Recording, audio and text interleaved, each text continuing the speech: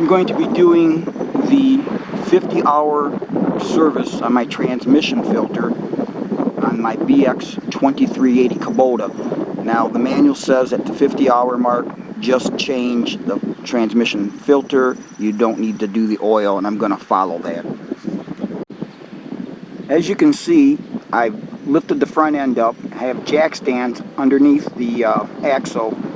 I've got 1/4-inch aluminum plate between the jack stand and the asphalt. But you want to make sure that everything is that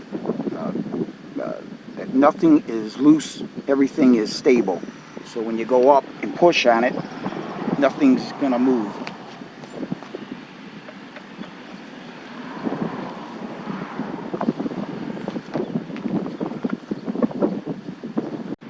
What you want to make sure of is that your parking brake is on. You don't want it to roll. And the Kubota filter that you'll need is this one right here.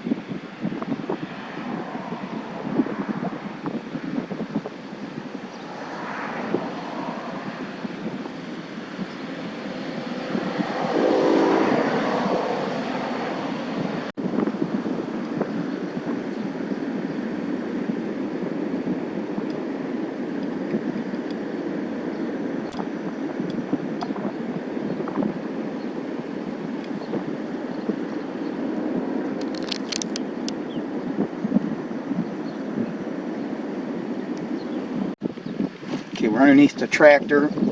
This is the filter we're going to be changing. And it's got this guard on it that I believe I'm going to be pulling off to get to it easier. Now, I want to use a cup filter wrench, a cup type that fits over the end. Take it off, loosen it, pull it off, put the other one on real quick to minimize loss of oil. This is in my way to do that. I could use a filter wrench like this, come up here and grip it and try to take it off, but I want speed, and this is going to slow me down, this guard. So on both sides of this guard, here and here, are going to be a nut and bolt. I'm going to pull those off. They require a 14mm socket and a 14mm either opened end or boxed end wrench. As you can see with that guard taken off, much easier now for me to get that cup filter wrench on there. And by the way, if you need the size, it's an 80mm oil filter cap wrench is what you'll need. 80mm. Okay, so I've got the new filter at the ready. I've got my pan to catch any oil, and I put a little foil. If you hear that rattling, the winds are high today, I know. I've got some aluminum foil I put in the bottom so I can kind of see how much, if I need to kind of measure it, just get an idea how much to put back in. So we're going to go ahead. Again, I've got the filter ready to go. I've put the oil. I put some oil on the lip, the proper Kubota oil, which I'll show you which kind to use. And let's go ahead and give it a try.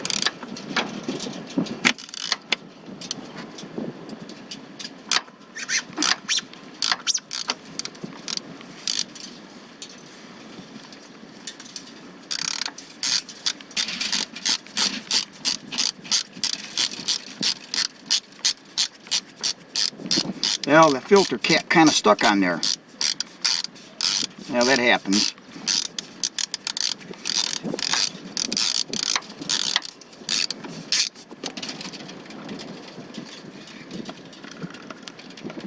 Okay, well, nothing came out of there. So what I'm going to do, there's a little bit of dirt on here. Let me go get a rag, and I'm going to wipe that off before I put the new one on. Okay, I've wiped everything away.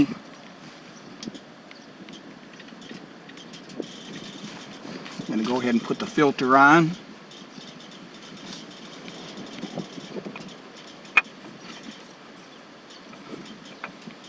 As you'll note, I put a mark on it so that I know when it seats, not to turn it more than 3/4 to a full turn.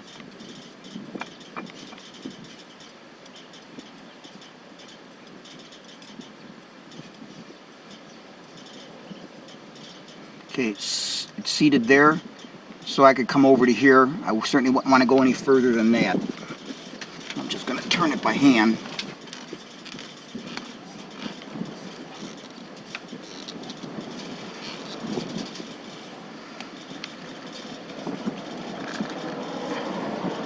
I'm going to call that good. I might just give it a little bit of a tweak with the filter wrench to 3/4, but this is hand tight. I got a little bit of grease on my hands. I gave it a little extra nudge when I took the filter wrench off of the old filter, just to about the 3/4 rotation. So we didn't lose much oil at all, probably just the quantity that was in that oil filter. Okay, I've put the guard back on. It's time to let the tractor back down, and then we'll check the oil level. Okay, so now I'm going to go ahead and start the tractor, let it run for just a couple minutes, get the fluid moved around, and then we'll check the oil level. So this is the oil that you want to use from Kubota. It's the Super UDT2 Universal Trans Hydraulic Fluid, and it says it's fully compatible with UDT and Super UDT. Here's the part number.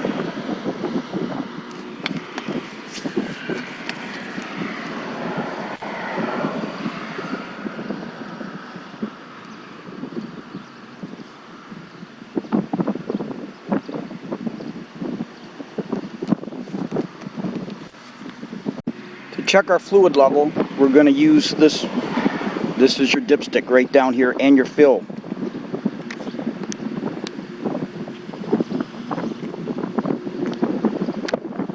So this is your dipstick and also your fill port that you would use that same. And if it sticks just a little bit, you want to make sure that area is clean. So I cleaned everything off ahead of time. You might want to take a air compressor, a blower gun, and blow around that area. Make sure there's no dirt, that when you pull that out, dirt will fall in. I've already done all that. Pull the dipstick out, and we'll check.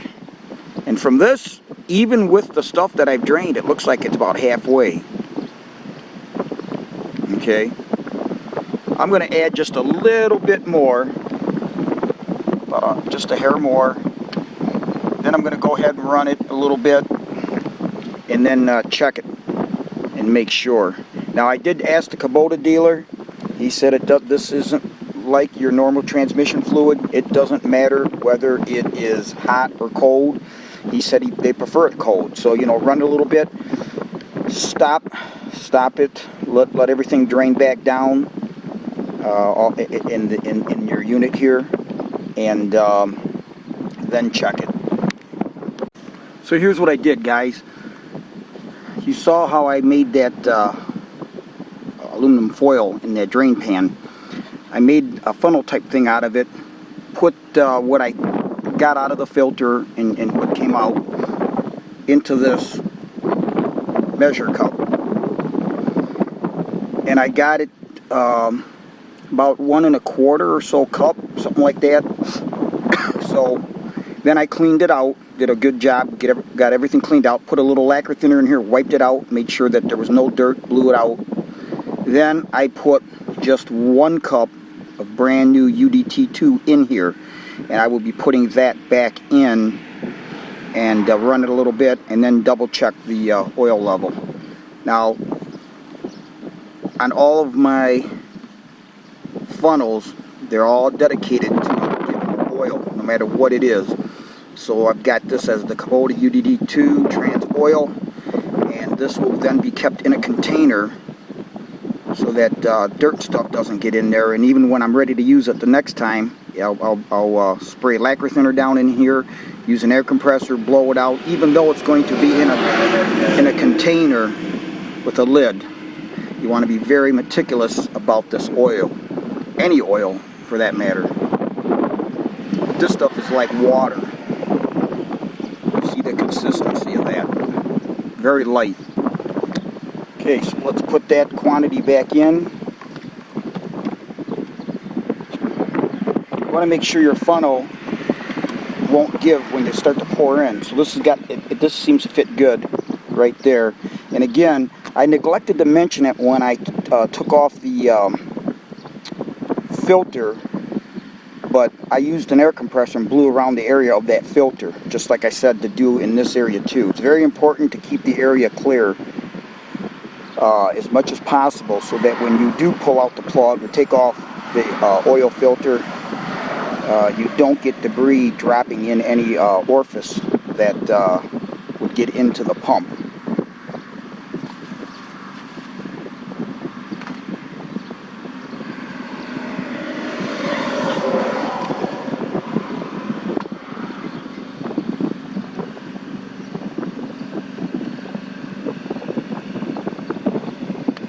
Now I'm going to let that set for a little bit and just let that drain. That's why I said make sure that this is tight in there. It won't come free. Okay guys, I've repeated the process here. Let it run just a couple minutes. Let it drain back.